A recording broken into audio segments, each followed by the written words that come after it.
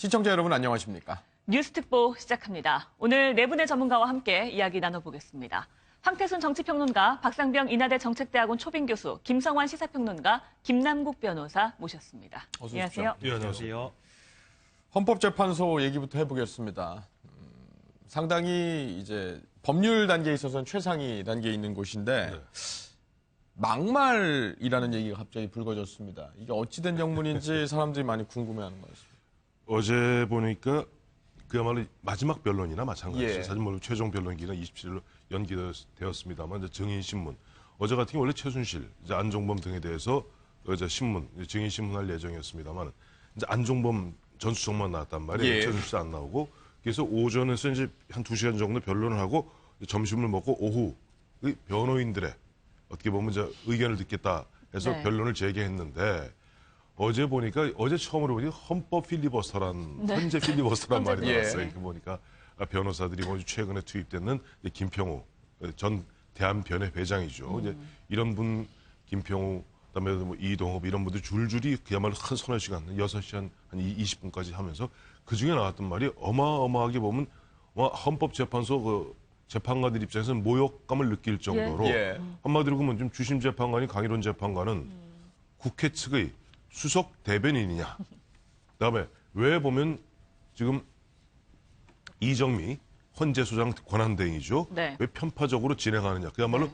듣기에 따라서 어마어마하게 모욕감을 느낄 정도로 네네. 재판관들 입장에서는 막말이 나오는데 저는 이것을 보면서 박근혜 대통령 대리인 측의 어떻게 보면 전략이라고 봐요. 어떤 전략인가요? 세 개로 나누는 거죠. 예. 우선 원래부터 그 변론을 맡아왔던 그 이중환 변호사든가요. 예. 이런 분들은 그야말로 어떻게 보면 형사 부분에 대해서 좀 소소한 부분에 대해서 그야말로 계속 문제를 제기하고 있고 그다음에 이동업 최근에 이제 합류했는 전 헌법재판관이죠. 헌법재판관, 예. 이동업 재판관은 큰 틀에 있어서 헌재 탄핵 심리에 대해서 큰 부분으로 치는데 여기에 보니까 김평호 변호사, 서석구 변호사는 역할이 있습니다. 보니까 계속 보면 절차상의 하자, 절차상의 문제점, 그다음에 무슨 진행상에 있어 문제점 등을 계속 제기함으로써 예. 혹여 있을 수 있는 만약 인용의 경우에 대비해서 예. 이것은 보면은 공정치 못한 재판부에 의해서 공정치 못한 결과가 나왔다라고 어떻게 보면 이제 불복이라는 표현을 우리 쓰지 않습니까? 예, 이 불복이 어떻게 보면 좀 빌미, 명분을 갖다 축적하는데 보면은 이 김평호 변호사나 서석구 변호사가 압박을 가하면서 특히 보면 이 김평호 변호사 같은 경우 대한변협 회장을 지냈습니다만 예. 굉장히 고강도로 지금 압박을 가하는 게 네. 지금 세간에 들리는 말에 의하면 지금 8분 헌법재판관이 심증들을 표시를 잘 안 한대요. 그러니까 실제 보면 이제 쭉 진행하다 보면 누구는 저분은 보면 저 인용할 것 같다. 예, 예. 저분은 뭐 기각할 것 같다. 네, 네. 이런 흐름이 잡히는데 몇 분을 제외하고는 좀 의견 표시를 극도로 자제하고 있답니다. 예, 예. 그런데 아무래도 헌법재판소라는 것이 기본적으로 사실상 일반 형사재판하고 달리 정치성이 뜰 수밖에 없거든요. 지금 예. 뒤집어 이야기하면 바깥에 민심과 여론의 동향을 살필 수밖에 없는 측면이 있다는 거예요. 네. 그렇기 때문에 지금 의도적으로 김평호 변호사, 서석구 변호사는 오히려 노이즈 마케팅이라고 하죠. 아주 험한 말. 원래 뭐 김평호 변호사가 원래 그런 분이 아닌데 아주 험한 예. 말을 갖다 함으로써 계속 분위기를 갖다가 좀 압박하면서 재판부한테 이런 흐름도 있다라는 것을 좀 뭐랄까 주입시키고 있는 그런 어떤 전략이라고 저는 봅니다. 네. 네, 이정미 재판관이 재판부에 대한 모욕적인 언사다라면서 좀 제지를 하기도 했다고 하는데요. 이정미 재판관의 이야기를 먼저 들어보겠습니다. 김평호 변호사님, 아까 변론 행위는 대리인단 변호사들은 각자 대리의 권한을 가지고 있습니다. 그렇기 때문에 각자 자기 의사대로 법리적 판단에 따라서 소송을 응할 수 있기 때문에 각자 대리 형태로 이루어진 것으로 이해해 주시면 좋겠습니다. 재판의 신뢰를 훼손하려는 여러 시도에 대하여 다시 한번 매우 우려를 표합니다. 이 심판정에 계시는 모든 분들은 재판 진행을 방해하는 행위를 절대 삼가해 주시기 바랍니다. 네, 그냥 상식적으로 봤을 때도 재판관들의 심기를 건드려서 좋을 게 있겠느냐, 뭐 이런 분석들도 나옵니다. 네, 그렇죠. 자, 이 결과가 앞으로 어떻게 노선 간에 우리 국민들은 대한민국 헌법재판소 재판정에서 어떤 일이 일어났는지는 똑똑히 기억을 해야 됩니다. 헌법재판소 재판정입니다. 대한민국 최고 부분입니다. 자, 여기서 명색이 대통령 대리인단이 하는 언행을 보면서 대한민국은 지금 몇 시인가라고 하는 물음을 묻지 않을 수 없는 겁니다. 앞으로 역사에 남을 재판이 되는 겁니다. 고성에, 막말에, 궤변에, 심지어는 헌재를 어떻게 보면 모욕하는 이런 언행이 쏟아지고 있습니다. 자, 왜 그럴까? 여론전을 하는 거죠. 예. 여론전을 통해서 헌재를 나쁜 것으로 반대로 몰아내면은 심판에 반대하는 사람들이 뭉치지 않겠습니까? 이를 통해 가지고 우리가 뭉치면은 탄핵 찬성 집회와 맞물려서 대충돌이 일어날 수가 있다. 자, 어떻게 할래? 협상할 수 있을까? 등을 물어보고 있는 겁니다. 만약에 안 하면 당신들 책임이야. 라고 하는 방식이죠. 자, 헌재에서 법치의 논리가 아니라 정치 논리로, 그것도 양갈래로 진영 싸움으로 몰고 가고 있는 이 저품격의 언행을 보면서 자, 우리 국민들은 아마 대통령 탄핵도 슬프지만은 이 탄핵에 임하는 대리인단의 언행을 볼 때 더 슬퍼하지 않을까. 통탄할 일입니다. 네. 그러니까 뭐 여론전이다, 뭐 일종의 전략이다 이런 해석이 주를 이루시는데 그럼에도 발언 내용을 좀 살펴보면 네. 일관성이 좀 없다든지 소위 말해서 국민의 어떤 법관에 대한 법을 다루는 사람에 대한 상식, 법 자체에 대한 상식을 의심케 하는 그런 발언들이 많이 나왔단 말이죠. 이런 것도 의도됐다고 봐야 되나요? 그렇죠. 뭐 저도 의도된 행동이다 이렇게 보는데요. 뭐 마을회관 바둑두기 하는 것처럼 지금 탄핵 재판을 끌고 가고 있다. 저는 그렇게 봅니다. 네. 그 마을회관에서 바둑을 두면 여러 어르신들 모여서 바둑을 두잖아요. 그러면 수싸움을 해야 되잖아요. 바둑은. 그러니까 수싸움을 하면서 상대편이 어디다 돌을 두는지를 봐야 되는데 그렇게 돌을 두다가 결국 나중에 마지막 궁지에 몰리니까 말싸움을 하기 시작하고 말싸움도 안 되니까 바둑판 엎으려고 한다. 저 그렇게 생각합니다. 그러니까 그동안에 헌재 재판이 끌고 왔던 과정들을 지켜보면 굉장히 비정상적이었었죠. 그러니까 헌법과 법률에 따라서 서로 간에 어떤 심리를 하고 그것 증거라든가 증언을 가지고 그게 사실 유무를 다투어야 하는 것인데 지금까지 박근혜 대통령 대리인단 측의 태도를 보면 전혀 그런 방식에 대한 어떤 의도를 엿볼 수가 없었습니다. 한 가지 좀 지적하고 싶은 건 뭐냐면요. 계속 박근혜 대통령 대리인단 측의 태도가 달라졌다는 거예요. 박근혜 대통령 태도도 달라졌고 검찰 수사할 때 검찰 조사도 받겠다고 했다가 그다음에 안 받겠다고 말 여러 차례 바꾸면서 한 3차례 동안 말 뒤집고 그다음에 안 받았고 예. 지금 특검 조사에 응하겠다고 인터뷰에서 공식적으로 얘기를 했지만 지금까지도 응하지 않고 있습니다.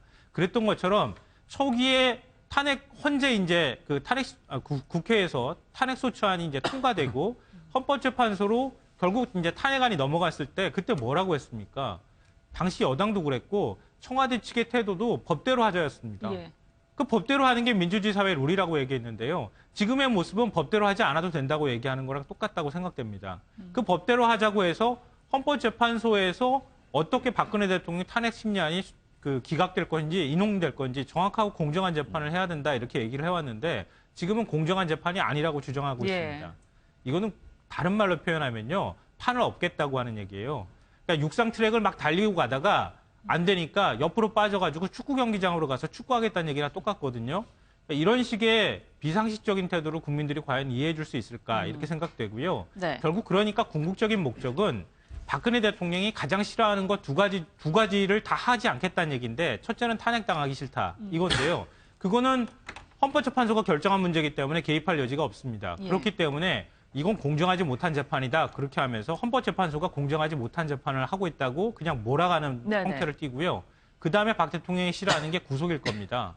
결국 이런 방식으로 계속 여론전을 하고 국민을 편가르게 하게 될 경우에 헌법재판소에서 탄핵 인용이 나온다 하더라도 결국 그 탄핵 인용을 수용할 수 없거나 인정하지 못하게 했다고 하는 국민들이 한 20%는 될 수 있을 가능성이 있거든요. 네. 그러니까 그런 국민들이 뭐라고 주장하겠습니까? 박 대통령 탄핵 되고 난 다음에 저 불쌍한 대통령 절대 구속시키면 안 됩니다라고 끝까지 싸우려고 할 겁니다. 그런 방식으로 국민을 갈라치기 위해서 여론전을 하는 이런 방식의 탄핵 재판은 별로 바람직하지 않다고 생각합니다. 네. 감정적인 부분을 좀 건드리려고 했던 것 같아요. 박 대통령을 가리켜서 약한 여자다라고 비유를 또 하기도 했어요. 사실은 그 약한 여자니까 국회나 헌법재판관들이 보호해줘야 된다라고 이야기한 겁니다. 그런데 사실은 이 약한 여자라는 어떤 그런 발언 자체가 남성 우월적인 어떤 의식이 좀 깔려 있는 거기 때문에 사실상 지금 우리 시대에는 또 맞지 않는 표현입니다. 이게 뭐 법리적인 표현도 아닐 뿐만 아니라 네. 그러니까 자꾸 이런 이야기들을 하고 뭐 헌재에서 막말이나 궤변들을 쏟아내는 이유가 저는 있다라고 생각이 됩니다. 이거와 관련해서 이제 아까 이제 평론가님께서 말씀하신 대로 실제 이제 탄핵 인용 결정이 나왔을 경우에 그 인용 결정을 불복하거나 네. 또는 불복하지는 않는다고 하더라도 이 헌재 판결의 정당성을 훼손하고자 하는 어떤 목적이 분명하게 있다라고 생각이 되는데요. 아까 인터뷰 보시게 되면 이중환 변호사가 변호사들은 다 각자 대리권이 있기 때문에 이거는 합의된 내용이 아니다라고 이야기를 했는데 사실은 이건 거짓말입니다. 공동 우리가 변호인단을 구성해서 공동으로 이렇게 변론을 할 때에는 혼자서 어떤 주장을 절대 하지 않습니다. 변호인단 5명 이렇게 선임되어 있으면 변호인단 5명이 그 변론 준비 기일 전에 적어도 한 2-3차례는 만나가지고 예. 이번 변론 기일에는 어떤 변론을 할지 다 중지를 모아서 회의하고 토론하는 절차를 거칩니다. 그런데 지금 저렇게 이야기를 했다라고 하는 것. 그러니까 뭐 저거는 뭐 일탈, 개인의 어떤 뭐 변론에 의한 것이고 우리 예. 어떤 전체 변호인단의 의견이 아니다라는 것처럼 이야기를 하는데 그거는 명백하게 거짓말이라고 이야기를 하고 싶고요. 네. 그다음 이제 또 두 번째는 사실은 이거와 관련돼서 과연 박근혜 대통령의 양해나 동의가 없었겠느냐. 예. 변호인들이 변론을 할 때 그냥 막 마음대로 본인 하고 싶은 대로 할 수가 없습니다. 예컨대 형사 절차나 뭐 형사 공판기일 전이나 아니면은 뭐 민사 변론기일 전에 다 준비 서면을 한 3-4일 전에 만들어가지고 의뢰인들한테 다 보내줍니다. 보내주면서 아 이러이러한 이번 준비 기일에는 이러이러한 내용으로 주장 변론을 할 거다. 거기에 대한 의견이 있느냐. 다 의뢰인들한테도 의견을 구하고 동의를 구합니다. 역시 이것도 마찬가지로 이동욱 재판관이든 김평우 변호사든 변론기일 하기 전에 나는 이번 변론기일에 이런 변론 내용으로 준비를 할 것이다라고 아마 박근혜 대통령이 적어도 이야기는 했을 겁니다. 그렇기 때문에 이 지금 어떤 김평우 변호사의 역할이라든가 이중환 변호사가 또 나와서 이거와 관련된 어떤 뭐 또 기자와 관련된 이야기를 나누는 거 이거는 전부 다 저는 변호인들끼리 각자가 다 역할을 나눠서 뭔가 전략적으로 하고 그다음에 이 부분과 관련해서 박근혜 대통령의 다 동의가 있었다라는 그런 평가를 좀 내리고 싶습니다. 네. 그래서 어쨌든 헌재는 26일까지 대통령 최후 출석에 대한 결정을 좀 요구를 했습니다. 근데 여전히 좀 미정인 상황이고 예. 헌법재판소 관련해서는 이 부분만이 조금 변수라고 해야 될까 이렇게 남은 상황이죠. 그래서 이제 어제 원래 24일, 네. 24일 이제 최종 변론 기일을 잡아가지고 예. 3일을 갖다가 이제 연장을 했죠. 예. 네. 27일 마지막 이제 변론 결심을 할 테니까 26일까지, 즉 이번 주 일요일까지 박근혜 대통령이 직접 출석할지 여부에 대해서 밝혀달라. 단 예. 나오게 되면 대통령 측에서 당초 요구했던 뭐 신문 없이 본인의 어떤 최후 진술만 하는 것은 안 된다. 그것은 재판관들도 일문일답식으로 물어볼 것이고 예. 그다음에 국회 소추인 측에서도 물어볼 것이니까 그러나 뭐 그걸 대답을 하든 안 하든 예. 그건 당신 자유다. 근데 이런 게 있어요. 지금 보니까 대통령 대리인단 측에서 아까 이제 우리 김남국 변호사가 아까 각자 대리라고 했는데 저는 아까 역할 분담이라고 그랬잖아요. 예. 그래서 역할 분담이 좀 더 맞는 것 같아요. 그럼 지금도 보면 일종의 언론 플레이 약간 하고 있습니다. 뭐냐니까 이 변호인 측에서는 대통령께 다수가 예. 직접 나가서 밝히시는 게 그게 좋을 것 같다. 그건 일종의 권리이기도 하고 네네. 피청문의 권리이기도 하고 그런 것을 갖다 함으로써 오히려 보면 진정성을 알릴 수 있지 않겠느냐. 또 거기다 뭐 곤란한 질문하면 뭐 대답 안 하면 되는 거지라고 이야기는 하고 있습니다만은 박근혜 대통령이 그 길을 택하지는 않을 것 같아요. 법률가들은 보면 그런 식으로 그래 나가서 뭐 그야말로 국민들에게 소상히 밝히고 또 그날 되면 아마 뭐 기자들도 많이 취재하지 않겠어요. 네. 그런 식으로 알리는 게 좋지 않겠느냐 얘기하는데 박근혜 대통령은 그런 길을 택하기보다는 왜 거기에서 보면은 특히 저 대리인 아니 이제 뭡니까 국회 측이죠. 예. 국회 측에서 의원들이 보면 대거 이래서 소추인 측으로 나와서 그야말로 송곳 질문할 거란 말이에요. 그러면 세상에 대한민국 국회의원 역대 국회의원 중에서 현직 대통령을 신문한 첫 번째 케이스가 되는데 그런 자리를 왜 놓치겠습니까? 그야말로 송곳 질문해갖고 우리가 지난번 국회 청문회에서 봤던 그것의 10배, 100배 강한 질문할 것이고 거기에 대해서 과연 박근혜 대통령이 변호인단의 조력도 받기 쉽지 않아요. 그 자리에서는. 그런 자리에서 과연 적절하게 대응할 수 있겠는가. 예. 아니면 또 본인이 할 만한 하면 사람이 뭔가. 그렇기 때문에 박근혜 대통령은 그걸 택하지 않고 어떠한 형태로든지 뭐 지난번에 1월 1일 날 뭐 기자 간담회, 상춘재 간담회를 예. 했든지 아니면 1월 25일 날 정규제 TV를 통해서 본인을 갖다가 본인의 이야기를 하든지 어떤 그런 형태를 택할 것이지 헌법재판소에 나올 것 같지는 않다. 네. 저는 그렇게 보고 있습니다. 네. 결국은 안 나올 것이다. 저도 그래 봐요. 그러니까 당초에는 박 대통령이 나와야 되죠, 당연히. 그러니까 대통령의 최후 변론이라 하는 건 지금 이거는 그러니까 앞서 제가 말씀드린 것처럼 박 대통령이 탄핵이 인용되느냐 기각되느냐도 물론 중요합니다만은 헌법재판소에서 현직 대통령을 탄핵해서 만약에 인용이 되면은 피의자가 돼서 인용이 되는 첫 경우 아닙니까? 우리 헌정사 처음입니다. 그리고 이 법의 규칙이라든지 이 법의 예는 다음에도 역사에 남을 수 있는 그런 예거든요. 그러면 대통령께서는 그동안에 억울하다고 말씀을 해오셨잖아요. 예. 대통령이 억울하다. 그리고 뭐 엮었다 그러잖아요. 그 내용을 헌재에서 설명을 하셔야 되는 거죠. 남 잘 모르는 TV 폰에 불러가지고 얘기하는 그렇게까지는 가면 안 되는 거예요. 이게 기본 아닙니까? 이게 상식 아닙니까? 헌법재판소에서 넣으라 그러잖아요. 그리고 또 헌법재판소에서 대통령이 할 수 있는 시간이 충분히 주잖아요. 몇 번이나 얘기했다고 얘기하면 거기에 나가서 얘기를 하는 것이 맞는 거죠. 예. 그런데 그게 상식인데 뭐 이래서 상식을 얘기하는 것이 이미 깨져버리기 때문에 더 이상 말을 할 수가 없습니다만 그런데 지금 분위기를 보니까 안 나올 것 같아요. 자, 뭐 쉽게 말하면은 지금 대통령 대리인단이 헌법재판소 재판관이 이렇게 모욕적으로 얘기를 하고 오르는데 예. 여기 대통령이 나와가지고 신문을 받는다? 그렇지 않을 것 같아요. 더더욱이 국회를 북한식 정치 탄압, 국회가 야쿠자냐, 뭐 이런 정도까지 지금 얘기가 나오고 있고 예. 이런 와중에 대통령이 그거 가지고 이 야쿠자들 앞에서 신문 받겠어요? 그러니까 이 발언은 예. 안 받기 위한 일종의 포석이 아니겠느냐. 저는 그렇게 해석을 그렇게 그래서 생각을 네. 한다면 예, 그런 나머지 두 말씀이신데요. 분께는 예. 혹시 나올 것 같다고 생각하시는 분이 있으면 아니, 저도 얘기를 나올 듣겠- 것 같지가 않습니다. 근데 예. 국민들이 너무 답답한 게 예. 도대체 언제까지 나올 거냐 말 거냐 가지고 이야기할 건가. 네. 사실은 이게 지난 이제 12월 말경에 그렇죠. 변론 준비기일에도 이야기가 됐습니다. 국회 측에서 박근혜 대통령으로 증인으로 신청을 했습니다. 근데 그와 관련해서 소출 그 피청구인 측 대리인단이 절대 나올 수 없다라고 해가지고 작년 이제 12월 말경, 12월 30일 날 3차 준비 기일에서 증인 채택을 안 한 겁니다. 네. 그러고 나서 또 1월 초에 변론기를 1차 변론기를 시작할 때 그때 또 나올 거냐 말 거냐 또 논의가 됐었고 그다음에 또 이제 25일 날 그 뭐 정규제 TV 인터뷰를 또 하면서 설 연휴 전에 박근혜 예, 예. 대통령이 나올 수도 있다 이야기를 하고 또 2월 들어서 정말 이제 변론기를 뭐 지연시키는 어떤 작전으로서 나오느냐 마느냐 마치 도대체 시간 끌기 그러니까 전략인 것 국면마다 이렇게 했는데 네. 정말 국민으로서는 답답한 거죠. 네. 아까 이제 교수님께서 말씀하신 대로 만약 정말 억울하다라고 한다면 예. 송고 질문이든 어떤 질문이든 국민 앞에 당당히 나서서 이야기하는 게 맞는데 네. 그런 모습을 보이질 않고 있고 그다음에 변호인단 측에서 사실은 변론을 한다라고 하면 지금 이 탄핵 소추안과 관련된 사실관계를 확정하는 문제와 관련해서 다툰다거나 아니면 사실관계를 확정한 다음에 이 사실관계를 법률적으로 해석하고 논의하는 어떤 이런 부분과 관련해서 변론을 해야 되는데 그것이 아니라 박근혜 대통령의 대리인 변호인마저도 자꾸 헌법재판관을 공격하는 어떤 이런 발언들을 하는 네. 그런 부분에 있어서 국민들은 너무나 답답하고 화가 날 것 같습니다. 네. 사실상 지금 이제 탄핵소추안 헌재까지 오게 된 것이 예. 결국에는 박근혜 대통령이 헌법과 법률을 위반했다라는 것인데 예. 마지막 기관이라고 하는 이 헌법재판소의 그 재판마저도 사법부의 어떤 이런 것마저도 좀 거부하겠다라는 것은 아닌지 그래서 국민들이 더 분노하게 되는 것 같습니다. 같은 그래서- 의견이십니까? 네. 같은 네, 의견 저는 일찌감치 예. 안 나올 거라고 예상을 했기 예, 때문에 예. 그러니까 박 대통령이 그동안에 보여줬던 언행을 한번 보십시오. 본인은 아무 잘못 없다고 생각하잖아요. 그럼 박 대통령이 헌재 재판정에 선다고 상상을 해보세요. 박 대통령도 아마 상상이 안 될 거라고 생각돼요. 더군다나 이제 뭐 이중환 변호사가 얘기를 했던 것처럼 박근혜 대통령한테 질문을 하지 말아달라는 네네. 쪽으로 얘기를 했잖아요. 그것처럼 박 대통령은 답변 트라우마가 있잖아요. 그동안에 뭔가 질의응답을 해본 적이 거의 없기 때문에 그 부분에 대한 공포심을 가진 분이 나와서 뭔가를 얘기할 가능성도 없다고 보고요. 네.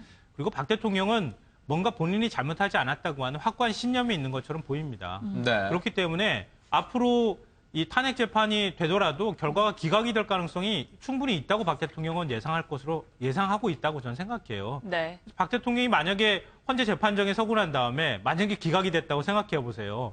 대통령이 리더십을 가지고 국정을 끌고 갈 수 있겠습니까? 그 부분을 계속 생각한다면 뒤를 생각하더라도 예, 나오지 않을 거라고 예. 생각되고요. 결국은 박 대통령은 처음부터 끝까지 일관되게 난 나가기 싫습니다라고 말했는데 박 대통령 대리인단 측이 박 대통령이 나올 것인지 말 것인지 카드를 자꾸 흔들면서 뭔가 탄핵 재판을 이렇게 지연시키는 방향으로 갔다고 생각이 돼요. 네. 예. 그래서 어제 이어서 계속 나오는 얘기가 이제 법 여건에서 촉발된 일종의 이제 하야설입니다. 네. 대통령이 그런 부분들에 대해서 뭐 감안을 해서 뭐 하야도 검토하고 있는 게 아니라 예. 모종의 얘기가 좀 뭐 물밑 협상이 이루어지고 있는 거 아니야 이런 추정들이 좀 나오고 있거든요. 네.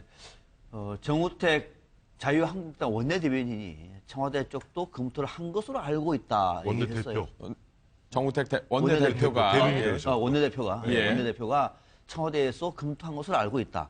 그 검토한 내용을 그러면은 정우택 원내대표한테 전달을 했고 정우택 원내대표가 이제 공식화 시킨 거죠. 그런데 지금은 아마 그 대전제는 두 가지가 전제가 된 것 같아요. 더 이상 탄핵 재판을 연기할 수는 없을 것 같다. 3월 13일 이전에 끝날 것 같다. 하나. 두 번째는 탄핵이 인용될 것 같다. 이 두 가지가 판단이 됐겠죠. 그러니까 이제 사전에 탄핵 전에 하야한다 또는 사퇴한다 얘기를 하지 않겠습니까? 네. 자, 왜 그러느냐? 이 문제는 두 가지 배경이 있다 봐요. 왜 이렇게 얘기를 하느냐? 하나가 제일 중요한 것은 뭐냐면은 지금 박 대통령 입장에서는 만약에 탄핵이 돼버리면 역사에 첫 탄핵 대통령 남습니다. 이건 박 대통령의 문제가 아니라 아버지인 박정희 전 대통령과 함께 엮여서 어떻게 보면은 역사적으로 굉장히 큰 메시지를 남기는 측면이 된 거예요. 굉장히 부담스러운 측면인 거죠, 이거는. 뭐 하야라 해서 별거 다르냐. 그러나 엄장히 말하면 하야와 탄핵은 좀 다릅니다. 네. 그래서 이거 탄핵만큼은 펴보자라고 하는 생각이 첫 번째 있는 것 같고 두 번째는 탄핵이 돼버리면 박 대통령을 지지했던 사람들도 탄핵됐네. 헌재인데 국민들까지도 헌재를 비판할 수 없잖아요.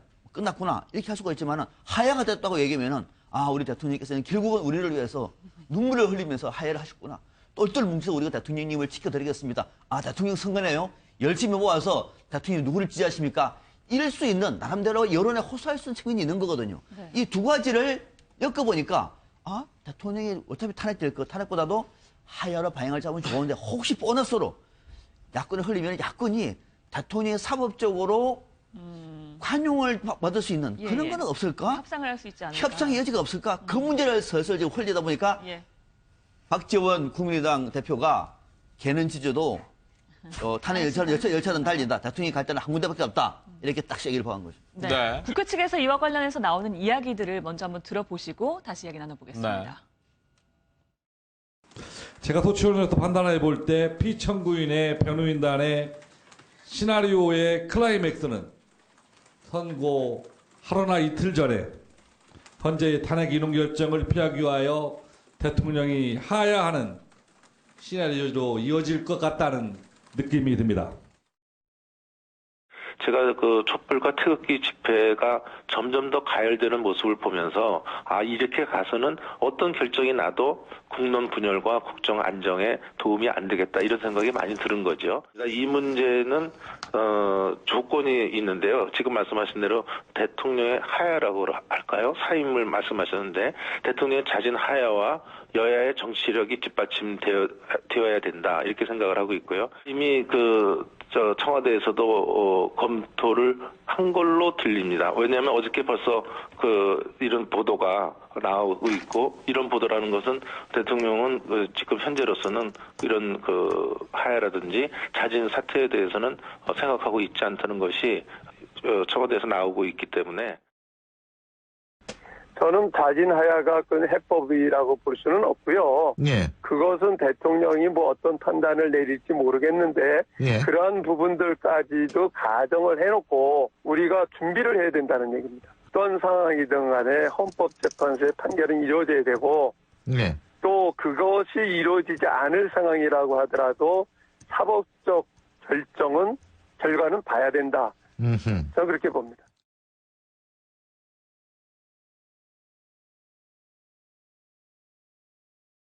근데 이제 곧 탄핵. 네, 정병국 대표 이야기까지 한번 들어봤는데요. 이런 얘기도 있었습니다. 26일이라고 특정 지어서 얘기가 들린다는 얘기도 있습니다. 왜 26일일까요? 26일이면 이번 일요일이죠. 예. 왜 그랬을까요? 왜 그럴까요?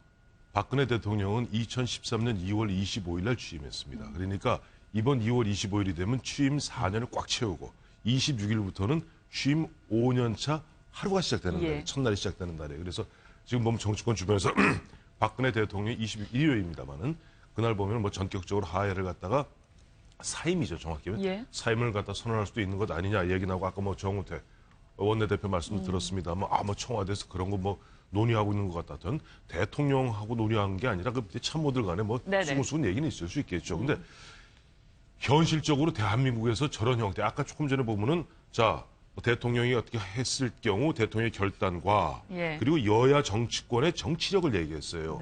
이 여야 정치권의 정치력이 뭘까요? 그게 사면을 얘기하는 겁니다. 미국 같은 경우 가는 게 닉슨 케이스입니다만 닉슨 같은 경우는 워터게이트 사건을 3년을 갖다 끌고 가다가 내일 이제 미국은 우리하고 달라서 하원에서 소추하고 상원에서 결정을 내립니다. 결정을 내리기 바로 그 전날 바로 전날이에요. 전날 닉슨이 전격적으로 미국의 이익을 위해서 나는 대통령직을 사임한다라고 발표해서 바로 백악관을 떠나고 그 자리에서 포드 부통령이 대통령으로 바로 승계받습니다. 그리고 포드 대통령이 취임하자마자 제일 먼저 내린 명령이 뭐냐 하니까 닉슨 전 대통령에 대한 모든 기소 이걸 다 중지시켜버려요.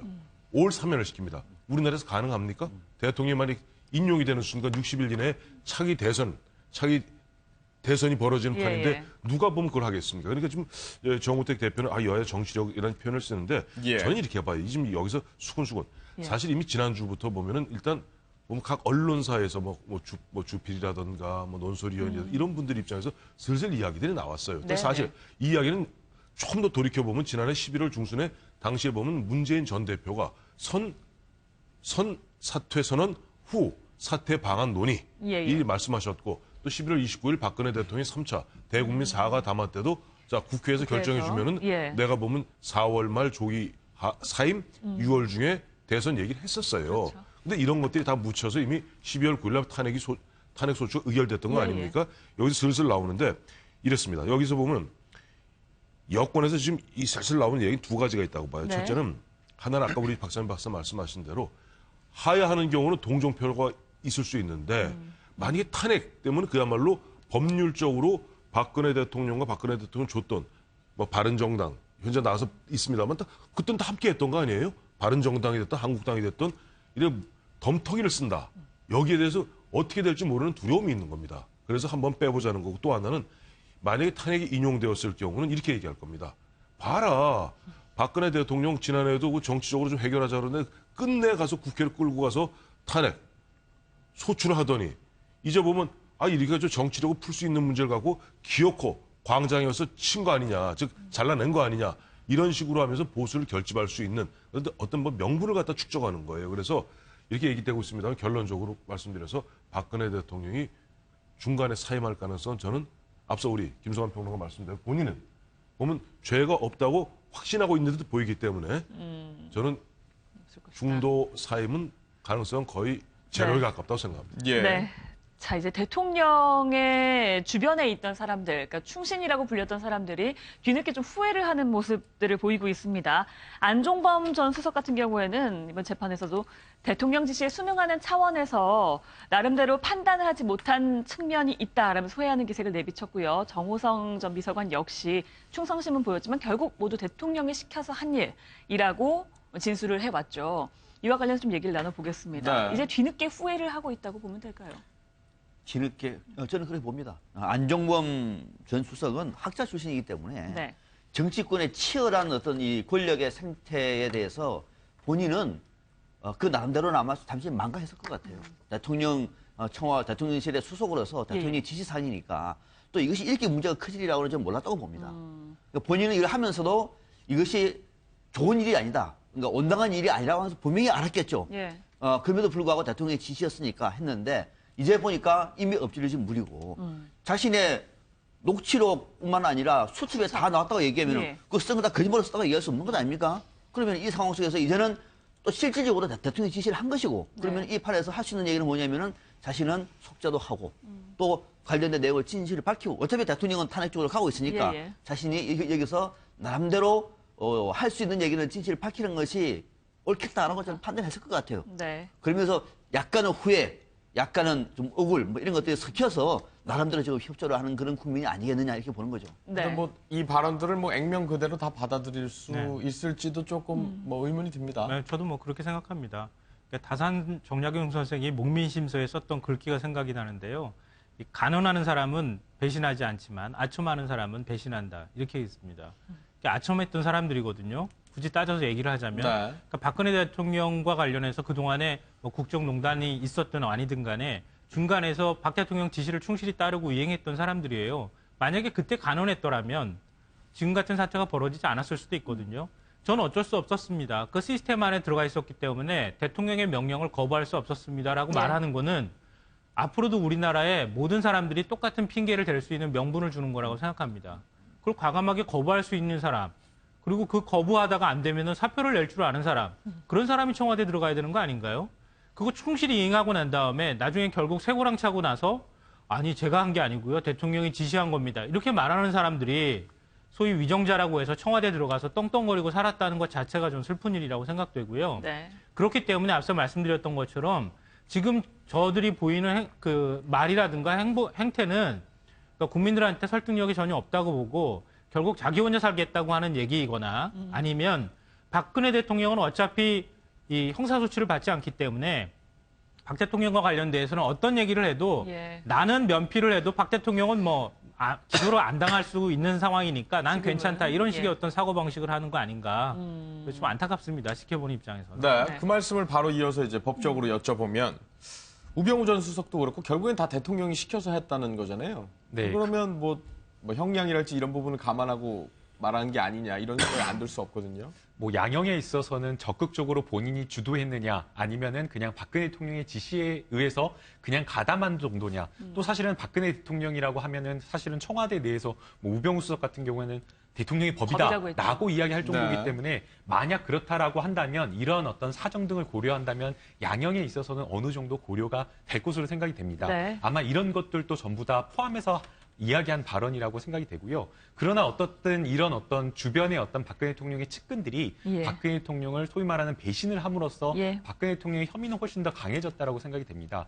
사실은 2월 3일 날 박근혜 대통령은 뭐 공무상 기밀 유출과 관련해서 나는 그냥 정호성 비서관에게 최순실 씨 의견만 정도 들어보라고 그랬지 문건을 구체적으로 하나하나 이렇게 넘겨가지고 그거를 전달하라고 한 적은 없었다. 예. 그러니까 나는 공무상 기밀을 유출하라고 한 적은 없었다라고 이야기를 했는데 정호성 비서관은 전혀 다른 이야기를 또 했습니다. 사실은 뭐 문건 하나하나 포괄적으로 박근혜 대통령이 다 이렇게 최순실 씨에게 물어보라고 했기 때문에 사실상 이거와 관련해서 박근혜 대통령과 완전히 배치되는 또 이야기를 한 겁니다. 예. 또 그 다음에 국정농단 뭐 인사 개입과 관련해서도 역시 우병우 전 민정수석도 나는 그냥 가교 역할을 할 수밖에 네. 없었다. 박근혜 대통령이 뭐 지시한 거는 그냥 내가 밑으로 내린 거고 시키는 것만 했다는 그렇죠. 거죠. 밑에서 올라온 것도 위에 보고했다. 즉 밑에서 올라온 거 위로 보고했다라는 말은 무슨 말이겠습니까? 이 모든 국정농단 사태와 관련해서 박근혜 대통령이 다 알고 있었다라는 걸 이야기를 하는 겁니다. 네. 뭐 이런 것들을 다 보게 되면 결국에는 다 박근혜 대통령의 어떤 지시라든가 아니면 박근혜 대통령의 혐의라든가 이런 것들을 강화하고 오히려 더 박근혜 대통령이 불리한 것을 좀 이야기했다라고 좀 평가할 수 있습니다. 예. 저는 문고리 3인방이 그냥 박 대통령의 지시를 따르고 다른 데서 뭐 최순실 씨랑 협의해봐라, 서로 논의해봐라라고 얘기했던 걸 충실히 따랐습니다. 이런 얘기하는 거는 일면 이해가 돼요.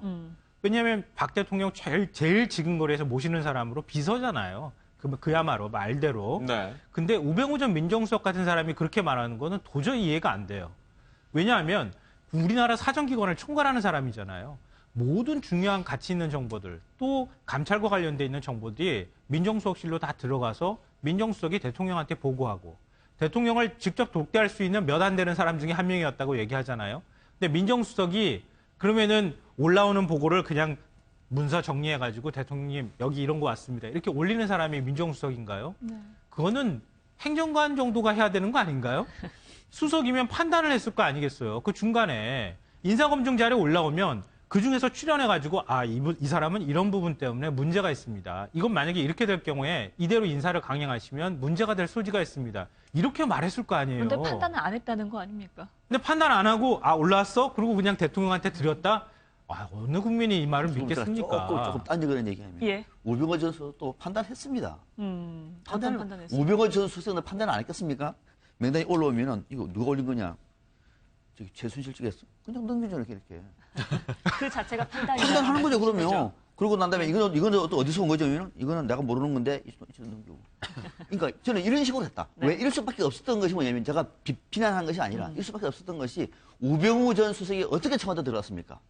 어떤 인간관계로 엄청나게 포위가 돼 있던 거예요. 그러니까 이런 사람을 청와대로 출전한 것 자체가 문제가 된 건데 지금에 와가지고 그 얘기 할 수는 없는 것이고 우병우 전 수석은 자신이 그 청와대에 들어가서 할 수 있었던 역할의 분위기를 보고 네. 보통 사람이 아니잖아요. 눈빛 보니까 분위기 파악 잘 하고 할 것 같잖아요. 딱 분위기 파악을 보니까 여기는 박 대통령이 법이고 법과 비슷한 사람이 한 사람이 있고 나머지는 다 아니야. 그러면 그 입장에 따라서 충실히 따르는 것이 우병우 전 수석한테는 살길이고 출세길이라고 판단했겠죠. 예. 저는 그렇게 봅니다. 네. 나쁜 뜻으로. 네, 이런 발언들의 모든 정황들은 결국엔 대통령을 향하고 있습니다. 김영수 전 포레카 대표나 차은택 씨의 재판에서 연결고리는 대통령밖에, 최순실과 안정부의 연결고리는 대통령밖에 없다라든지, 포레카 인수가 무산돼서 VIP한테 많이 혼났다라든지. 많이 혼났다는 예. 이야기를 얘기를 들었다. 뭐 이런 얘기인데 우선 그 앞서서 우리 우병우 전 수석에 뭐 대해서 연결해서 첨언하시고요. 이렇게 네. 연결할게요. 우병우 전 수석이 이게 아예 판단 안 한 거 아니에요. 우리가 예. 최근에 보도된 바에 따르면 그러잖아요. 갑자기 보면 그 이철성 경찰청장 후보자 그 부분에 대해서 민정에서 태클을 걸어갖고 네.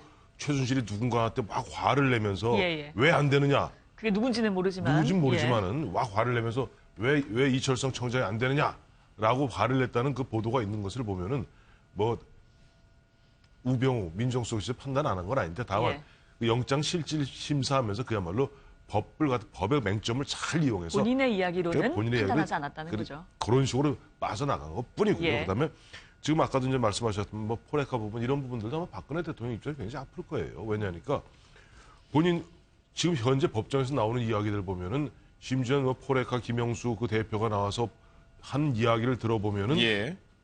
안종범 수석이 그 포레카 인수에 실패하는 바람에 나중에 박 대통령한테 무지하게 혼이 났다. 그러면 박 대통령이 그 이야기, 우리의 포레카면 기억나시겠습니다만 그 당시 김영수 씨가 저쪽에 찾아가서 묻어버린다. 뭐 시쳇말로 안 좋게 하겠다. 안 좋게 네, 네. 뭐 묻어버린다. 뭐 검찰, 뭐 국세청, 김우중이 어떻게 망했는 줄 아느냐. 그런 얘기를 했다는 거 아니에요?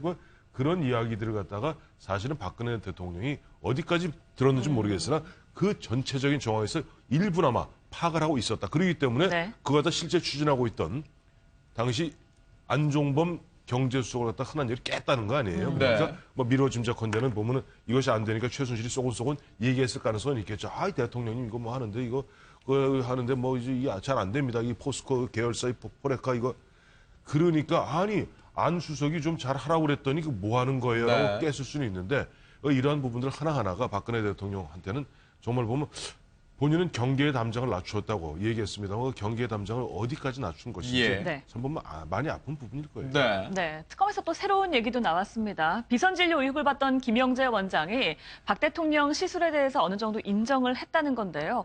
과거 국정조사에 나와서는 그런 적이 없다고 맹세까지 했습니다. 먼저 들어보시겠습니다. 김영재 원장의 경우에는 특검에서 기소 여부를 아마 결정할 것으로 알고 있습니다. 현재로서는 의료법 위반의 부분, 이 부분들이 아마 문제가 되는 것으로 알고 있습니다. 김영재 원장에 대해서 국회에 고발 요청을 하지 않으셨다고요? 다만 미용 시술과 관련해서 아마 위증죄로 고발된 걸로 알고 있습니다. 자, 전문가로서 이 주사 바늘 자국과 피멍 자국에 대해서 어떻게 소견을 갖고 계십니까? 이것은 필러 같습니다. 김영재 정의는 대통령 안면 시술 하신 적 있습니까? 없습니다. 그러면 뭐하러 들어갔습니까? 전화가 왔을 때 이쪽 그 흉터가 있었습니다. 네. 거기에 대해서 자꾸 이게 좀 감각이 좀 없어지면서 좀 경련이 일어난다고 그래서 저 한번 봐달라고 해서 들어갔습니다. 피부 트러블이라든지 아니면 순번 갔다 와서 그 좀 이렇게 부으실 때 그때 갑자기 연락을 받고 들어간 적은 있습니다. 무슨 증상인가요? 거울 상태는 괜찮으시죠? 어떠십니까? 엄청 어제 박 대통령 실수를 잠깐 갈게요. 갑시다. 아니면 김 원장하고 저희 직원 구속한다고 그랬습니다. 청와대 쪽에 얼마나 자주 드나드셨나요? 안종범 외에 다른 사람한테 금품 지원한 사실 있습니까? 특검에서 입장 바꾸신 이유가 뭡니까? 청와대에서 시술한 적 있으세요? 맞습니까? 네, 김영재 원장과 박채윤 씨의 모습을 한번 봤는데요. 김영재 원장이 과거 국정조사에서 시술한 적이 없다라고 얘기한 것에 대해서는 결국 위증죄가 되는 건가요? 네, 이 부분과 관련해서 명백하게 위증죄가 될 것 같습니다. 안민석 의원도 한 5차례 물으면서 실제 들어간 적이 있냐, 들어가서 시술한 적이 있냐 그랬는데 시술한 적 없다라고 했고 심지어는 또 이만희 의원이 물어볼 때는 맹세할 수 있냐라고 했는데 네라고 아주 단호하게 이야기를 한 걸 보면 이 위증죄와 관련된 처벌은 피할 수 없을 것으로 생각이 듭니다. 그런데 이제 이 위증죄보다 더 지금 심각한 죄목이 추가될 수가 있는데요. 뇌물죄가 하나 더 고려가 될 수가 있습니다. 지금 김영재 원장 같은 경우에는 뭐 박근혜 대통령이 미용 시술을 했다라고 했는데 이 부분과 관련해서 돈을 받았는지 여부가 조금 확인되지 않고 있습니다. 예. 이게 왜 합리적인 의심이냐면 과거에 박근혜 대통령이 가방이라든지 뭐 의상이라든지 이런 것들을 뭐 최순실 씨를 통해서 고영태 씨에게 뭔가 이렇게 제작을 의뢰했다라고 했는데 이 부분과 관련해서 박근혜 대통령이 직접적으로 고영태 씨에게 의상실에게 돈을 주지 않고 최순실 씨가 지불을 했다라고 해서 사실은 이거와 관련돼서 뇌물죄와 논란이 됐는데 이 역시도 마찬가지로 그냥 박근혜 대통령이 이 비용 뭐 미용 시술 비용과 관련해서 구체적으로 지불을 하지 않았다라고 한다면 뇌물죄가 추가가 될 수가 있는 겁니다. 그리고 또 하나 또 문제가 될 수 있는 예. 부분이 있는데요. 박채윤 씨가 지금 기소가 되었는데 그 금액 자체가 한 4,700만 원 정도로 되어 있습니다. 이 뇌물죄를 받은 사람이 안종범 전 수석인데 사실상 이 박채윤 씨 같은 경우에는 뭐 로비라고 해야 될까요? 로비를 굉장히 광범위하게 잘한 사람으로 알려져 있습니다. 안종범 전 수석뿐만 아니라 뭐 그 밑에 있는 뭐 다른 어떤 비서관들에게 네, 그렇죠. 예. 현금을 직접 지불을 하려고 했다가 또 실패한 경험이 네네. 있기 때문에 과연 이 사람이 박근혜 대통령을 만난 자리에서 박근혜 대통령에게는 좀 선물을 하지 않았겠느냐? 그렇다라고 한다면 이것도 역시 뇌물죄가 될 수 있는 겁니다. 추정해 본다면요. 그렇죠. 왜냐하면 실제 이 뭐 김영재 원장이나 박채윤 씨 같은 경우에는 정부로부터 굉장히 많은 혜택을 받았습니다. 네. 뭐 YJ콥스 같은 경우에는 설립된 지 얼마 되지가 않았는데도 불구하고 무려 15억이라고 하는 뭐 R&D 지원을 받기도 했고 네. 또 그다음에 이분들이 뭐 해외 순방하는 데 또 박근혜 대통령을 따라가기도 했고 여러 가지 어떤 의혹들이 있기 때문에 네. 오히려 위증죄는 명백하지만 위증죄보다 더 중요한 거는 뇌물죄와 관련된 수사가 더 추가될 수 있다라고 생각이 듭니다. 위증죄, 뇌물죄에 대한 분석을 김남국 변호사께서 해주셨는데 예. 또 다른 갈래를 또 하나 짚어보면 대통령 시술을 인정했단 말이죠. 뭐 의료법 위반 뭐 이런 거야 뭐 쉽게 따져볼 수 있는 부분이고 결국에는 그렇다면 계속 끊임없이 제기돼왔던 세월호 7시간에 김영재 원장이 어느 정도 관여됐느냐 이 부분에 대해서 한번 살펴볼 필요도 있는 것 같아요. 합리적 의심을 할 수밖에 없는 상황이에요. 왜냐하면은 그동안의 뇌물죄 부분에 대한 얘기는 방금 전에도 나왔던 예. 것처럼 다 있었잖아요. 그리고 인정도 했었고 본인은 오히려 안종범 수석이 요구해서 준 것처럼 이렇게 또 해명도 하기도 했었고 이제 그렇게 했는데 왜 비선 진료만큼은 그렇게 끝까지 감추려고 했느냐. 그리고 이제 특검에 나올 때도 앞서 이제 화면에서 잠깐 나왔던 것처럼 예. 비선 진료를 자꾸 인정하라고 한다. 아니면 구속시킨다고 한다, 남편을. 뭐 이런 식의 얘기를 하잖아요. 왜 여기에 이렇게 집착했을까? 이런 생각을 안 할 수가 없잖아요. 그러니까 박 대통령이 이제 지금 뭐 여당이나 아니면 박 대통령 측 대리인단에서도 얘기하는 것처럼 여성으로서 좀 더 이뻐지기 위해서, 젊어 보이기 위해서 미용시술을 하는 거, 그거에 대해서 무조건 국민들이 다 반대하는 여론이 있지는 않았을 거예요. 적법한 절차를 거쳤다면. 예. 예. 근데 미용시술 했다. 그렇지만 그 사람이 자문의로 인정받기 전이어서 그 부분에 대한 실수가 있었다. 이렇게 인정하면 되는 것을 왜 그동안에 그렇게 끝까지 거짓말로 일관하는, 그러니까 위증죄가 적용될 수 있음에도 불구하고 했겠느냐. 이걸 생각을 안 할 수가 없는 거예요. 그러니까 국민들은 세월호 7시간하고도 관련이 있겠구나. 아침에 대통령이 제대로 일어나지도 못한 거 아니야? 이렇게 생각할 수밖에 없는 그런 정황을 그 국민들이 의심하는 게 아니라 자신들 스스로가 만들어줬다고 생각해요. 이 세월호 7시간 문제는 그렇습니다. 당초 보면은 탄핵 소추안을 갖다 만들 때 당시 예. 여당 내부에서도 탄핵 소추에 보면 찬동하는 의원들이 꽤 많지 않았어요. 네. 그런 분위기에서도 마지막까지 밀고 당겼던 부분이 세월호 7시간 부분입니다. 왜? 야당도 처음부터 넣었던 건 아니에요. 야당도 보면은 이 탄핵 소추안을 만들면서 이른바 광장의 민심 중에서도 이제 보면 특히 광화문에 보면 그 세월호 유가족들 뭐 그 관련 단체들이 있지 않습니까? 예. 그쪽에서 이제 강하게 요구하기 시작합니다. 그러면서 처음엔 이걸 넣느냐 마느냐 갖고 야당 내부에서 약간 혼선이 있었고 그랬죠. 여야 협상 과정에서도 마지막까지 이것이 뭐 일종의 쟁점이 되었습니다. 예. 근데 이거죠. 세월호 7시간 동안 아까 조금 전에 김성환 평론가 말씀하신 대로 네. 2014년 4월 16일 네. 그날 박근혜 대통령 7시간 동안 그야말로 아무것도 한 거 없이 그 아무것도 한 거 없는 그 이유가 그것이 예를 들어서 시술이었다면은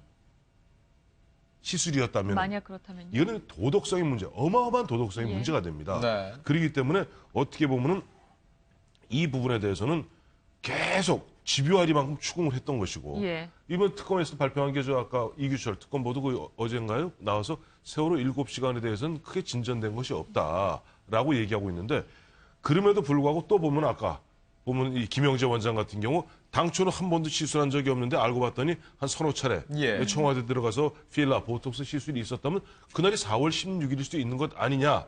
그러면 또 무슨 얘기가 될 수 있을까요? 특검에서는?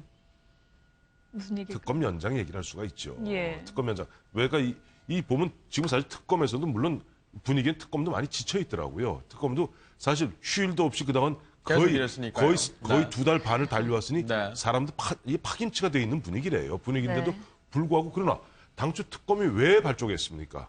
박근혜 대통령 탄핵 소추하고 네. 이 탄핵 소추에 맞춰서 사실 쌍둥이로 출발한 게 특검이란 말이에요. 예. 근데 박근혜 대통령에 대해서는 지금 이른바 대면 조사도 청와대 압수수색도 그렇죠. 안 된 상태에서 다시 일반 검찰로 그냥 넘겨야 될 판이거든요. 네. 그런 부분에서 특검 입장에서는 사실 이번 25일까지는 어쨌든 보면 이러저러한 미진한 부분들이 있기 때문에 예. 반드시 특검을 연장해야 되겠습니다. 조금 전에 보니까 아마 여야 예, 4당 저 대표 회담에서는 아마 그 좀 불발된 네, 모양이죠. 네, 합의가 일단은 예. 무산된 걸로 저희가 자막으로 전해드렸는데. 네, 예. 오늘 10시부터 정세균 국회의장을 여야 4당 원내대표가 방문을 해서 결국 법안의 직권 상정을 조금 논의를 했지만 합의는 불발된 것 같습니다. 근데 예. 여전히 지금 대통령 대면 조사도 못한 상황이기 때문에 예. 특히 지금 얘기해왔던 세월호 관련해서 의문점을 풀려면 박 대통령 대면 조사가 꼭 필요한 거 아니겠습니까? 그렇죠. 필요하죠. 예. 그러니까 지금 특검도 대면 조사 없이 청와대 네. 압수수색 없이 세월호 7시간을 규명하기는 어려운 거죠. 그거는 예.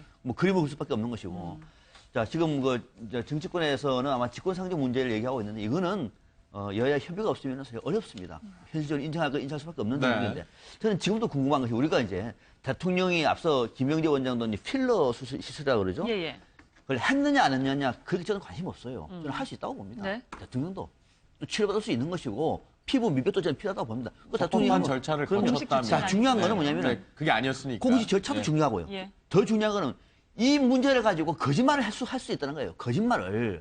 그러니까 대통령이 이 문제와 관련해서 그 중요한 시점에 대통령께서는 뭘 하셨느냐 할 때 정상적인 업무를 했다고 얘기하면 저는 이게 더 심각한 문제예요. 정상적인 보고를 하고 난 다음에 5시 15분에 가가지고 너 구명조끼를 입었더니 그 얘기 할 수가 있는 것이 아니잖아요. 그러니까 국민의 눈높이에서 볼 때 이 정도 하면은 대통령이 다 구해내라. 그런 얘기를 하는 것이 아니잖아요. 대통령은 어떻게 보호를 받았습니까? 보호를 잘못 받았다고 얘기하면 보호를 잘못한 사람한테 문책을 해야 되는 거죠. 또 한계가 대통령이 다 알았음에도 불구하고 이런 한계가 있으면 앞으로는 그런 일이 없도록 그 한계를 보완해야 되는 것이죠. 예. 그래서 대통령이 진실을 밝히는 것인데 그것이 아니라면서 지금. 그러면 대통령이 뭘 하셨느냐고요. 그걸 묻는 건데 대통령은 정상이 업무했다. 그러니까 일지를 내놔봐라 그러면은. 일지도 보니까 또 띄엄띄엄 성의도 없이 내놨다. 알 수가 없는 거거든요. 또 하나가 그때 당시에 대통령이 4월 16일을 전후로 해서 대통령 얼굴에 이 멍자국이 달라 보이잖아요. 국민들이 봤잖아요. 4월 15일에는 얼굴이 깨끗한데 4월 17일 날 진도 팽목항 갔을 때는 얼굴에 멍자국이 있었습니다. 그럼 그 전에 무슨 일이 있었느냐? 바로 4월 15일 날 밤부터 4월 16일 날 4월 17일 새벽까지. 궁금하잖아요. 그러니까 그런 것에 대해서는 깔끔하게 정리해보면 끝날 문제가 네. 그것이 아니다 보니까 계속 합리적인 의심을 하는 것이고 더 중요한 거는 이 논쟁이 한참 있을 때 당사자인 김영재 원장이 국회에서 뻔뻔하게 거짓말하는 겁니다.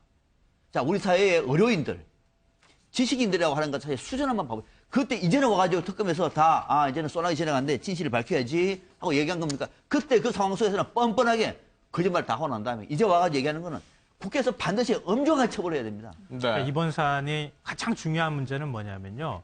우리나라 국가 최고 권력이 공백 상태에 빠졌을 수도 있었다는 거예요. 그러니까 세월호 7시간 문제뿐만 아니라 대통령이 1분 1초라도 비워서는 안 되는 대한민국이 잠깐이나마 공백 상태에 빠졌을 가능성이 높다는 걸 얘기해 주는 거란 말입니다. 왜냐하면은요. 대통령은 언제 무슨 사태가 발생할지 모르기 때문에 늘 대기해야 되는 사람입니다. 밤에 잠자다가도 전화 오면 전화 받고요. 그다음에 어디 나가서 회의할 때 해외 순방 나가가지고 외국 정상과 정상회담 할 때도 아베하고 트럼프도 마찬가지였잖아요. 국가에서 무슨 일이 생기거나 국제 외교적으로 무슨 일이 생기면 바로바로 참모들한테 보고를 받잖아요.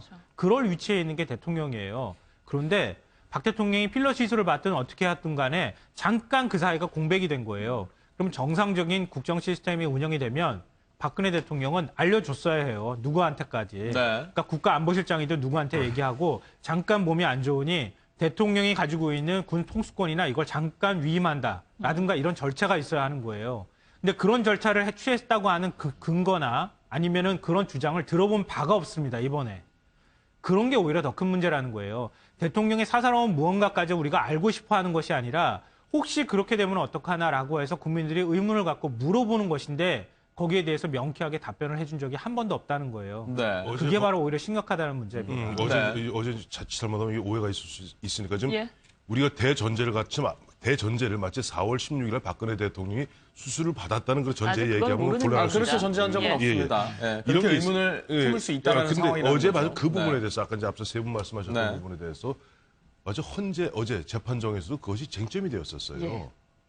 그러니까 뭐 김평호 변호사, 이동욱 변호사 그 변호사를 예. 쭉 얘기하는 가운데 아니 지금 왜 재판부는 10분 단위로 내라 그러느냐. 예. 10분 단위로. 그러니까 좀 7시간에 대해서 그동안 박근혜 대통령이 1월 10일 날 네. 한번 냈거든요. 그 예. 보면 뭐 그동안 뭐 이렇게 됐다 보고를 어떤 식으로 받았다라는 얘기를. 냈다 네. 쭉 있습니다. 그걸 정리해서 냈는데 마치 10분 단위로 네. 어제 딱 그 변호사 표현이 그거예요. 10분 단위로 좀 내라 그러는데 이것이 이게 바로 공정한 재판 진행이냐. 예. 당신들은 무슨 예단을 갖고 10분 단위 이게 무슨 뭐 흔히 얘기하는 무슨 뭡니까 무슨 근로자도 아니고 그 10분 단위로 난 뭐 했음 이걸 내라는 게 말이 되느냐라고 어제 그 얘기했던 부분들도 예. 바로 이제 이 사안을 바라보는 데 있어서 자 그러면 대통령이 과연 10분 단위로 그러면 체크해서 내가 뭐 10시 10분에는 뭐였고 10시 20분에는 뭐였고 10시 예. 30분에 뭐 이렇게 일찍 쓸 수 있는 부분이냐. 예.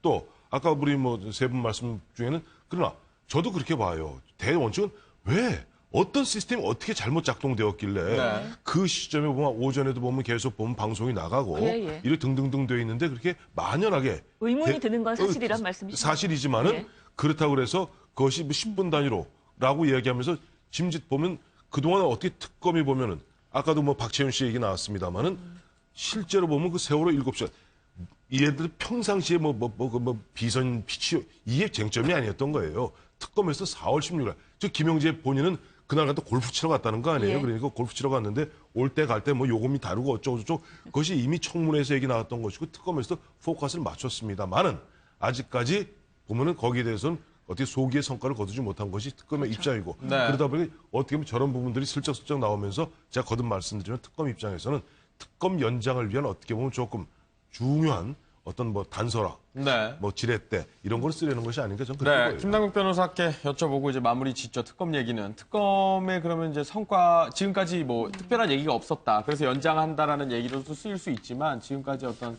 성과를 조금 점검을 해본다면 그래서 또 뭐 특검 연장이 필요하다 어쩌다 이런 의견을 제시해 주셔도 되고요. 네. 사실 특검을 시작을 할 때 가장 이제 중요했던 수사는 결국에는 박근혜 대통령에 대한 수사라고 볼 수가 있습니다. 박근혜 대통령의 뇌물죄가 성립하는지 이 여부인데 사실상 뇌물 공여자라고 볼 수 있는 이재용 부회장에 대한 구속영장을 청구해서 실제 구속을 시켰다. 예. 그러니까 영장을 발부받았다라는 점에서 일단은 굉장한 성과는 올린 것으로 보입니다. 네. 왜 그러냐면 사실상 이 뇌물죄라고 하는 것은 공여, 준 사람과 받은 사람이 같이 존재할 수밖에 없는 것이기 때문에 준 사람에 대한 어떤 범죄 혐의가 상당 부분 정도 인정됐다라고 하는 것은 반대로 말하면 역으로 말하면 받은 사람에 대한 뇌물죄도 역시 어느 정도 범죄의 혐의의 상당성이 입증됐다라고 볼 수 있기 때문에 박근혜 대통령에 대한 어떤 대면 조사라든지 또는 청와대에 대한 압수수색은 이루어지지 않았지만 그럼에도 불구하고 박근혜 대통령에 대한 뇌물죄의 수사의 어떤 진일 보한 부분은 굉장히 높이 평가할 수 있다라고 볼 수 있을 것 같습니다.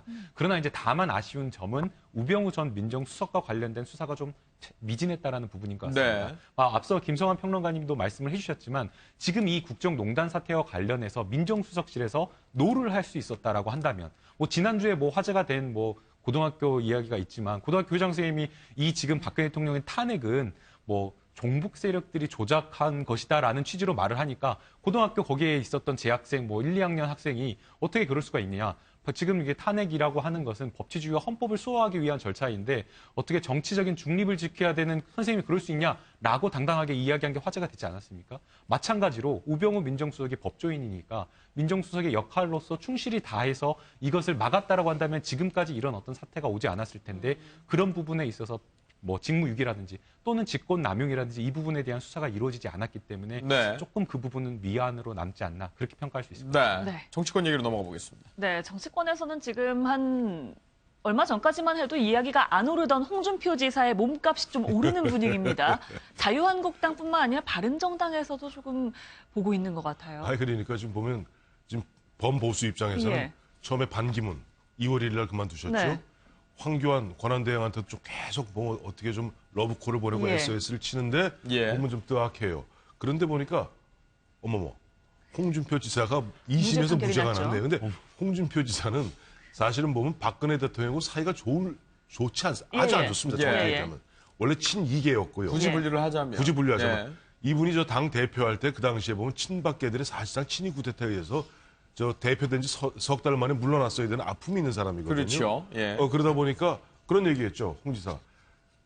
김대중 대통령, 노무현 대통령 그 10년 동안보다는 차라리 박근혜 대통령 4년이 자기에게 더 어려웠고 힘들었다라고 얘기하고 또 보면 홍 지사 같은 경우는 뭐 홍트럼프라는 표현도 있을 정도로 좀 과격하고 어떻게 보면 이재명 성남시장과 비교할 정도로 보면 좀 뭐랄까 콱 찌르는 말들 하잖아요. 그러다 보니까 야, 이 홍 지사가 나오면 좀 흐트러져 있는 보수를 모을 수 있는 것 아니냐 하다 보니까 친정이라 할 수 있는 한국당에서는 당원권 정지 곧 풀어드리겠습니다 하는 그 러브콜을 보내고 있고 그다음에 이쪽 바른정당에서도 굳이 따지면 저희하고 맞죠. 홍 지사도 거기에 대해서 응답이라 하듯이 아니 지금 바른정당이 됐던 뭐가 됐던 이른바 양박이라는 또 새로운 신조어를 만들었어요. 양아치 친박. 그 양박에 의해서 쫓겨난 게 바른정당 아니냐. 이게 좀 사실 이혼한 거 아니다. 그 뭐 부부싸움해서 이혼한 거 아니고 지금 별거 중이니까 합쳐야 되는 거 아니냐. 합치면 나도 그러면서 영남을 중심으로 지금 강행군을 하고 있죠. 갑자기 이렇게 영입 경쟁이 일어난 부분들에 대해서 뭐 이 상황을 어떻게 설명해야 될지 조금 뭐 난감한 부분도 조금 있는 것 같습니다. 돌연 이 상황이 벌어져서 왜 갑자기 홍준표 지사의 인기가 이렇게 치솟되는가? 저는 스포트라이트 효과라고 생각해요. 이게 지금 보수당 쪽에 바른정당이든 자유한국당이든 대선 주자들이 많아요. 대선 출마한 사람도 많고. 근데 그런 사람들이 지금 똑같이 연극 무대에 올라가가지고 야권의 주자들하고 같이 막 연극을 펼치고 있는데 이쪽으로는 스포트라이트 한 번도 비춰주질 않아요. 무슨 일을 벌이는지를 알 수가 없단 말이죠. 그러니까 홍준표라고 하는 이른바 스타 플레이어 정도는 아닌 것 같은데 좀 낡은 새로운 정치인? 뭐 굉장히 좀 복잡하긴 하지만 정경무순의 좀 상황 새롭지도 않습니다. 근데 어쨌든 홍준표 지사가 얘기하면 뭔가 주목을 받는단 말이에요. 홍준표 지사가 저쪽으로 가는가 이쪽으로 가는가에 따라서 주목도가 확확 달라질 수 있다. 그 효과를 얻기 위한 것 같고요. 홍준표 지사가 가지고 있는 표가 저는 솔직히 그렇게 많다고 생각하지는 않아요. 그러니까 홍준표 지사가 물론 지금 황교안 권한대행이 만약에 지금 출마 선언도 하지도 않았지만 계속 거론이 됐지만 나중에 전 정치 안 할 겁니다. 이렇게 물러갔을 때 그 대안으로 홍준표 지사가 떠오를 수 있다. 이런 생각을 했을 수는 있겠지만 홍준표 지사 한 명의 정치인이 그렇게 지지자들을 끌고 다닐 정도의 능력은 저는 없다고 봐요. 그러니까 홍준표 지사가 옴으로써 우리한테도 좀 스포트라이트를 비춰주고 우리하고 경쟁하는 모습을 보임으로써 국민들한테 관심을 좀 받았으면 좋겠다고 하는 간절한 구애를 보내고 있는 것이다. 이른바 흥행을 조금 기대한다는 말씀이신 건데요. 생각합니다. 한국당에서 좀 손짓을 하는 모습이 있습니다. 정우택 원내대표 이야기를 한번 들어보겠습니다. 바른정당에서 지금 입당하라는 그런 러브콜이 이어지고 있는데 좀 지금 우리 당에 있는 사람한테 자꾸 옆집에서 자꾸 우리 사람이라고 얘기하는 건 말이 안 되는 거 아니지 않습니까? 지금 우리 앞집에서 우리랑 지금 잘 살고 있는데 그 앞집에서 자꾸 자기네 사람이라고 하고 러브콜을 보낸다는 건 정치 도의에도 안 맞고 신의에도 안 맞는 얘기다. 내가 지금 한국 정치의 정치인들 중에서 내공이 나 따라올 사람 없습니다. 박지원 정도는 모르지만 저는 별개의 정당이라고 보지 않습니다. 일시적으로 부부싸움이 있어서 별거했을 뿐이지 이혼한 것은 아니라고. 그건 급한 거 아니죠. 지금 대통령 후보로 나와 있는 사람들 행태를 보면 마치 스로트머신 기계 앞에 앉아가지고 10센트 넣고 100만 불을 기대하는 그런 모습입니다. 지금은 대한민국이 천하대라입니다. 어찌 보면 본인이 이 한국당과 바른정당이 현재 갈라진 상황에서 뿌리는 같기 때문에 이거를 합치려고 한다라는 그런 역할까지 하겠다라는 식으로 해석하면 과도한 해석입니다. 저는 그렇게 봅니다. 저는 그렇게 봐요. 그러니까 홍준표 지사의 수는 딱 두 가지가 딱 전략입니다. 하나는 지금 이렇게 바른정당, 자유한국당이 나눠져서는 어디를 가도 이거는 필패 구도다, 안 된다. 통합하자는 측면 하나. 두 번째는 통합할 경우에는 내가 나가서 확실히 대선 주자가 될 수 있을 자신감이 있다. 내공이 내보다 나은 사람이 우리 정치권에는 없다.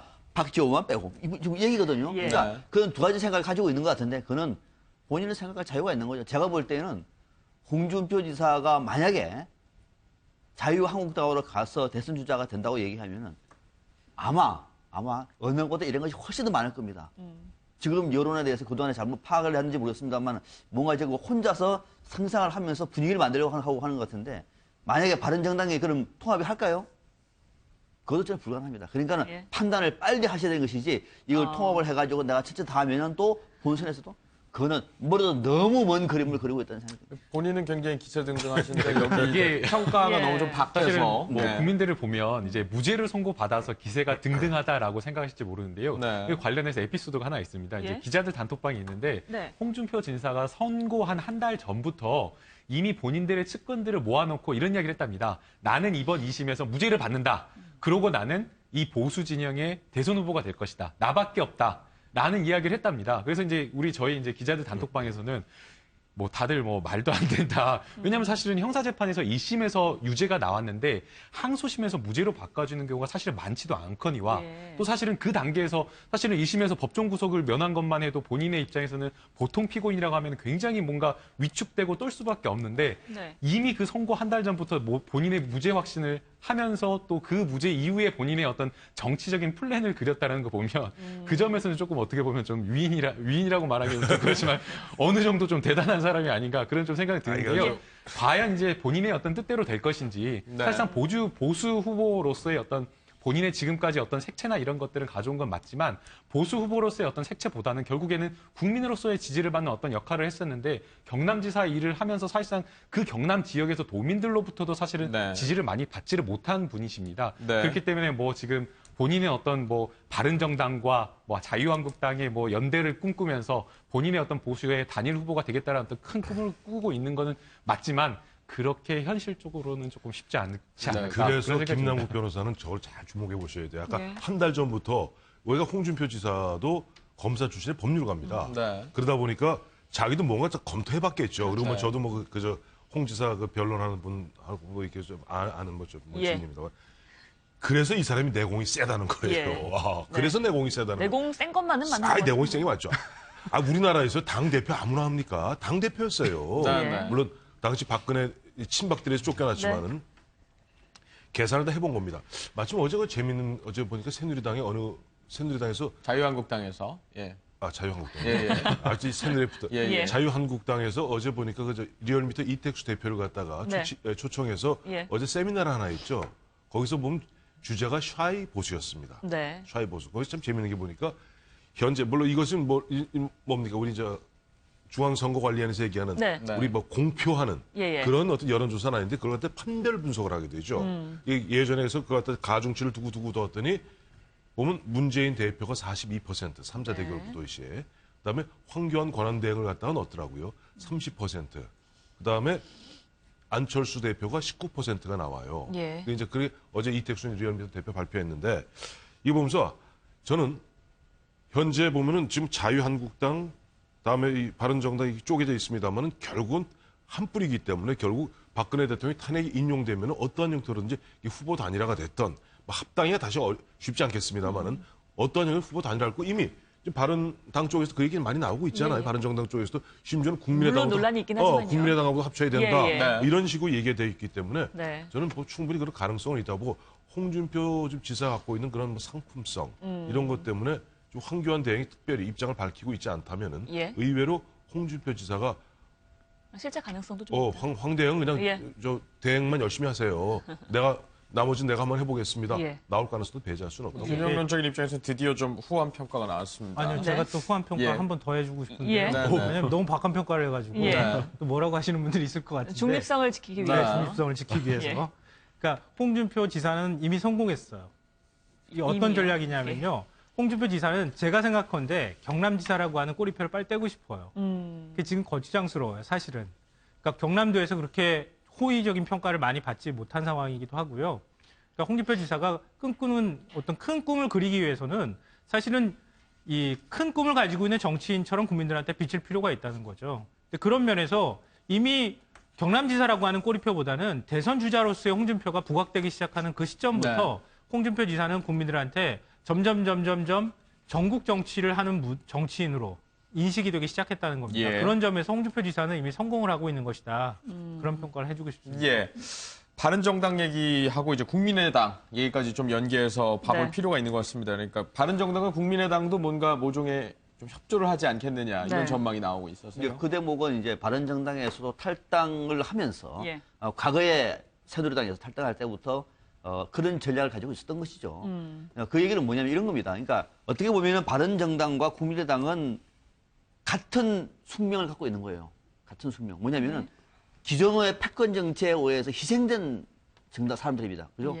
그러니까 바른정당은 친박 패권에서, 국민의당은 친문 또는 친노 패권에서 밀린. 그래서 그 밖에 나와서 양쪽의 거대 이 패권 세력에 대한 청산에 대한 만큼은 한이 맺히는 사람들이거든요. 이 사람들이 새로운 정치를 만들겠다고 제3지대에 모여 있습니다. 그러면은 연대할 가능성은 충분히 있는 것이고, 이념적인 지형도 국민의당이 다소 중도에서 왼쪽이라고 얘기하면은 바른정당 중도에서 오른쪽이에요. 그러니까 중도의 큰 틀을 아우르면 충분히 같이 하더라도 한 정당 하나의 어떤 그 연합체를 꾸리더라도 별 탓이 없을 뿐만 아니라 더더욱이 최근에 개헌 문제 등이 지금 당장 하지 않는다고 하더라도 앞으로 제7광을 여는 큰 비전 입장에서 양쪽 입장이 크게 다르지가 않아요. 국민의당은 이미 발표를 다 했습니다. 그러면은 앞으로 연대 가능성이 굉장히 높은 거죠. 그때 바른정당에서 박 교수께서 뭐 일종의 좀 세미나, 뭐 바른정당을 두둔하시는 건 아니니까 아닙니다. 세미나 하셨는데 그때도 비슷한 말씀하셨습니다. 그때도 이제 당내 상황에 대해서 집권 플랜을 짤 수 있는 정당이다. 그리고 이제 김무성 전 대표의 뭐 향배라든지 당에서 앞으로 어떻게 해야 국민들의 관심을 끌 것인가 등등 얘기를 했는데 좀 유익한 얘기를 저는 뭐 해주고 왔다고 생각합니다. 본인이 얘기하고 그런 문자도 받았습니다. 자화자찬 짧게 말씀드리면은 이러한 것들이 보면 아까 말씀하셨던 이러한 것들이 얼마 전에 보면은 민주정책연구원에서 보고서가 하나 빠져서 한번 발칵 뒤집어진 적이 있지 않습니까? 이게 문대 반문구도로 갔을 경우는 문재인 대표가 굉장히 위기를 느낄 수 있다. 그런 부분들을 갖다 말씀하시는 것 같아요. 알겠습니다. 저희 오늘 말씀 여기까지 듣겠습니다. 고맙습니다.